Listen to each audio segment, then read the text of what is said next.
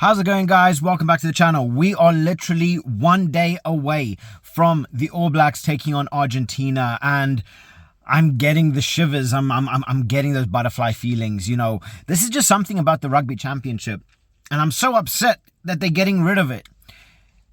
Getting weekends like this where we get to see amazing rugby is fantastic. It makes me so happy. You know, we're going to be seeing South Africa versus the Wallabies and all of that bloody jeopardy and all of that entertainment. We're going to be seeing Argentina play up against the All Blacks. And oh my word, this is going to be such a good game, especially with all the talent on show. And it's going away. Now, Argentina and the All Blacks have named their squads. I want to break it down. I want to do a full match preview on it. I want to hear what your guys' thoughts are. Drop it in the comment section below, and I want to hear what your match prediction is. So please let me know in the comment section below. Please like, subscribe, and let's get into it.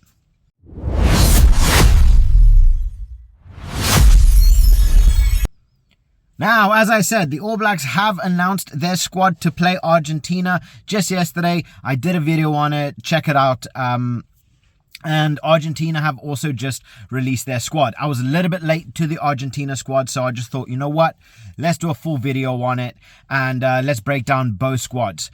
Now, this is the Argentinian squad. We'll do this before I get back into the All Blacks. So, Meco Vivas, Julian Montoya, and then Pedro Delgado. No changes there. Franco Molina, Pedro Rubiolo. Again, no changes. The tight five stays the same as it was. This is where we start to see a little bit of a change. Pablo Matera coming in as vice captain again. Juan Martin Gonzalez is taking the place of Kremer, who started in the last test, so bringing a little bit of, a little bit different style, big engine. Let's see how well he does up against the All Blacks. And then Joaquin Oviedo stays at 8. In terms of the backs, Gonzalo Garcia and then Thomas Albernoth stay the same, no changes there. In terms of the backs, we are actually seeing Bautista Del Gui change to 14 instead of 11. We are seeing Mateo Carreras coming in at 11 as well.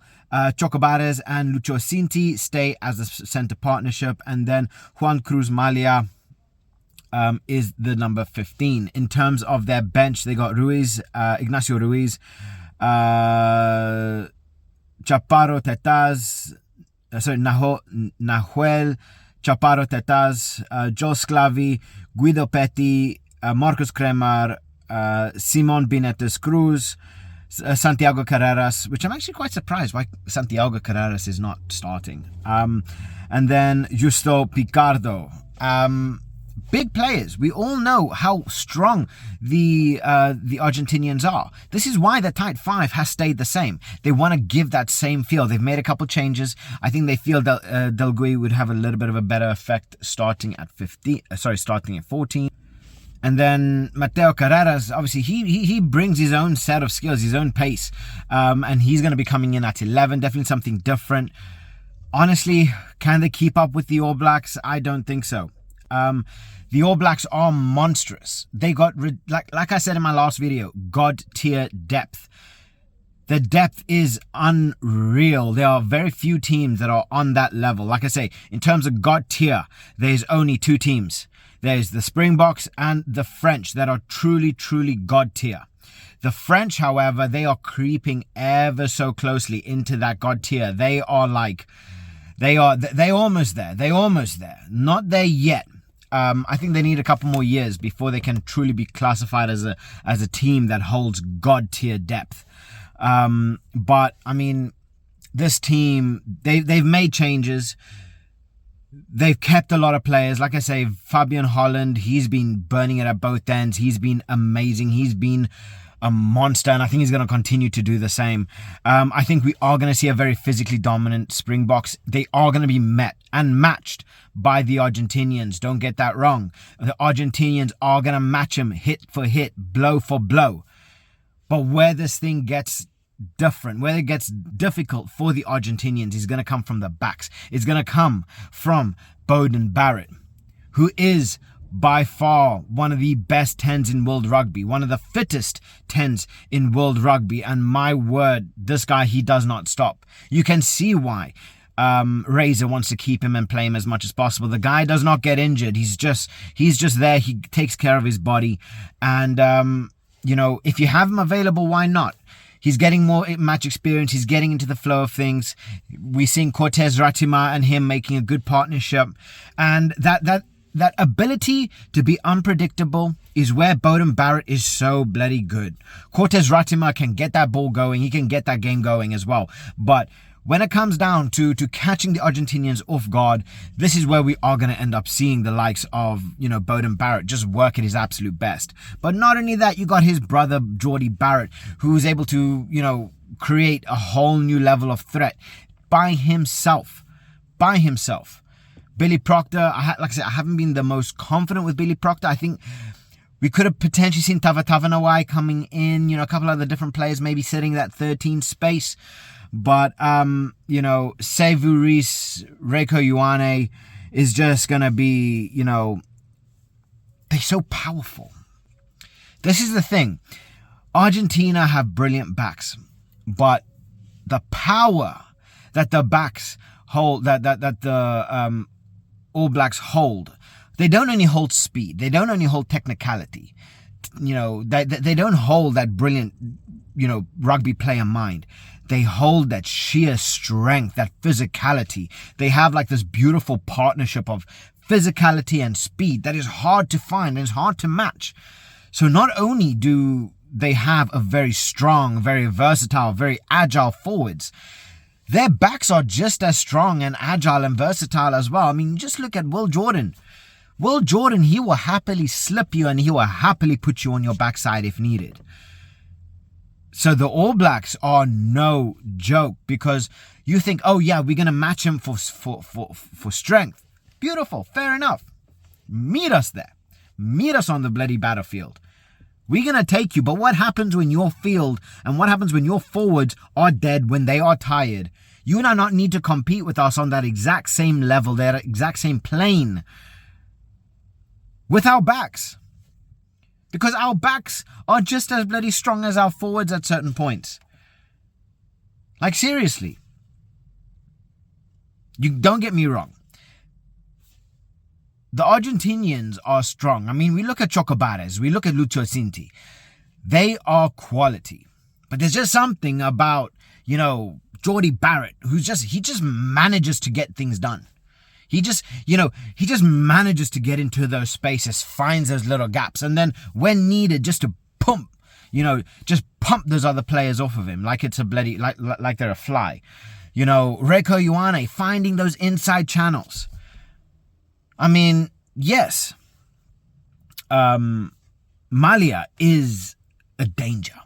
Malia, you give him a bit of space, he is dangerous. We've seen that for Argentina. We've seen that for Toulouse. We've seen that in the last game. But what happens when it comes down to that consistency? That consistency throughout the 80 minutes that the All Blacks hold, it's very difficult to maintain. Very difficult to maintain, and this is where the depth comes in. This is where that quality comes in. Argentina have moments of sheer brilliance. They have those moments where they will just destroy you.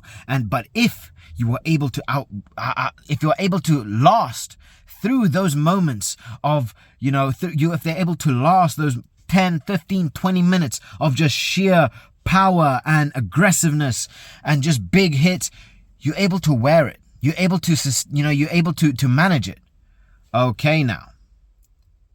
Okay, things are now changing. They get tired. They let up. Boom. Boom. This is where the All Blacks then take control. Then this is where those little moments of tiredness, those little moments, those lapses of concentration, which is exactly where Will Jordan, you will find him. Exactly where you don't want him. This is exactly where Jordie Barrett will play that little skip pass or that little grubber out. Boom. But not only that. You will see someone like Reiko Ioane just find that little gap in between those backs. Those back rows, just find the little flip. So on every single plane, you have to deal with an elite level player. Every single different field, every single different position that you have to find, you're up against a certain level of elite level player that is able to play a consistent game. Not to be able to play very well for 20, 30, 40 minutes. I'm talking to be able to play for 80 minutes straight, very well, consistently. And then, you know what? Tamaiti Williams comes on. You know what? Wallace Atiti comes on. What happens when the Argentinians are tired and their legs are burning? And Satiti comes on. What happens when Mako Vivas has given everything he can possibly give? Montoya, he is an amazing captain. He is an amazing leader. But what happens when he starts to wear?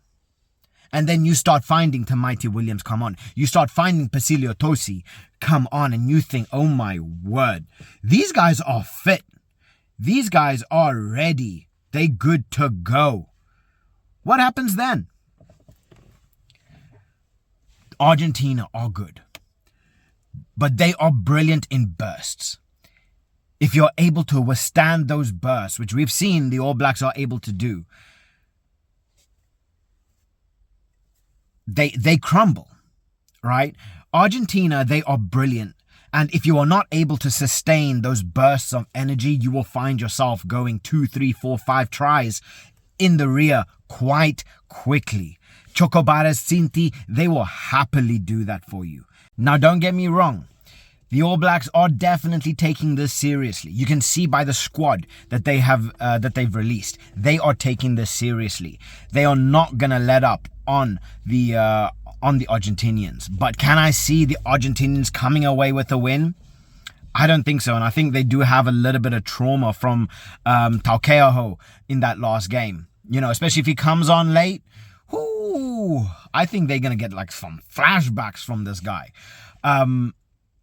Honestly, I think this is going to be a high-scoring game, mainly due to the All Blacks.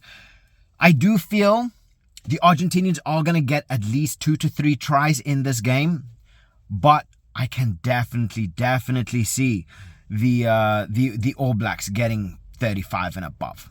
So I am going to go 40